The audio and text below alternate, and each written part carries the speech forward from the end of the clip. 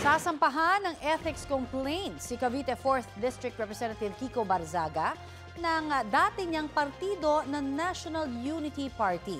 Ayon kay NUP Chairman at House Deputy Speaker Ronaldo Puno, dahil yan sa misbehavior o hindi tamang asal ni Barzaga. Ipinakita ni Puno ang ilang magiging basihan ng ethics complaint tulad ng umano'y malalaswang post sa social media. Gayon din ang pambabastos sa Pangulo, ilang miyembro ng gabinete at kapwa mambabatas. Mayroon ding isang post na tila nag-uudyok na sunugin ang Kamara na maituturing daw na inciting to sedition.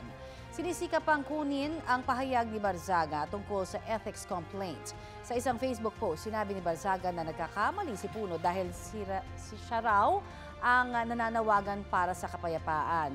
Masyado raw anyang detached o malayo ang loob ni Puno sa ordinaryong tao, kaya hindi raw alam ng Deputy Speaker kung anong kayang gawin ng isang inaaping mamamayan para makamit ang hustisya.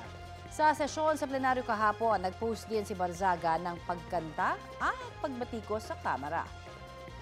Upo na nakaupo, subukan nyo namang tumayo.